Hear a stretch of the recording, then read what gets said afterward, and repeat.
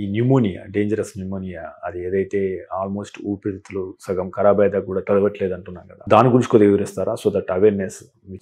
ఇప్పుడు ఏమైపోయిందంటే అండి, ఆఫ్ లేట్ ఈ లాస్ట్ 3 monthsలో there is a pneumonia called mycoplasma pneumonia.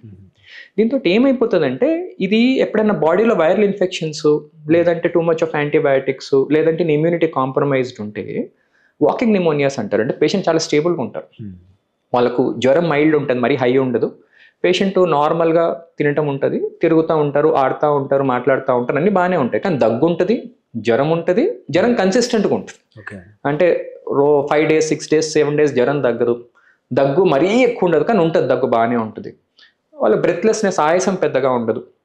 ఏం తగ్గట్లేదు ఏంటి, మన సింపుల్ మందులతో ఎందుకు తగ్గట్లేదు, మనం చిన్న యాంటీబయాటిక్స్ పెట్టిన ఎందుకు తగ్గట్లేదు అని 6th 7th day మనం ఎప్పుడైతే టెస్ట్ చేస్తే ఒక సైడ్ లంగ్ అంతా ఎగిరిపోయి ఉంటుంది. సో దీన్నే వాకింగ్ న్యూమోనియా అంటారు. వాకింగ్ న్యూమోనియా అంటే పేషెంట్ నడుచుకుంటూ నీ రూమ్లోకి వస్తారు. నార్మల్ న్యూమోనియాలో ఆయాసము, ఎత్తుకొని రావాల్సి వస్తుంది, డల్గా ఉంటారు. ఇక్కడ పేషెంట్ స్టేబుల్గా మనం ముందట వచ్చి కూర్చుంటాడు.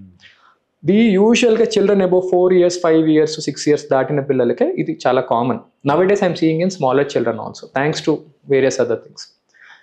దీంట్లో ప్రాబ్లం ఏంటంటే, ఇది ఇనిషియల్ గుర్తుపట్టడం చాలా కష్టం. సెకండ్, ఒకసారి గుర్తుపట్టాక ట్రీట్మెంట్ చాలా prolonged. We have to give it for 10 to 14 days.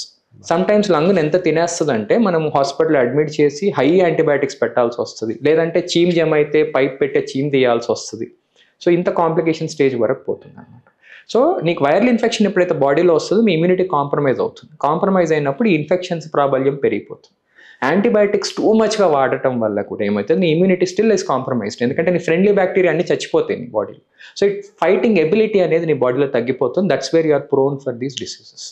So it is better, any fever more than 4 to 5 days 6 days, don't take self treatment, always visit the doctor and try to see what is the cause. ఎందుకు 5 to 6 daysలో తగ్గిపోవాల్సిన జ్వరం 7th day 8th day ఎందుకు fever వస్తుంది అంటే, better we find out what is the cause. So this is something which people should keep in mind. మీరు తీసుకునే అదే మందులు, అదే నాణ్యమైన మందులు, కానీ సగం ధరకే. అవును, మెడ్ ప్లస్ బ్రాండ్స్ పై 50 to 80% తగ్గింపు.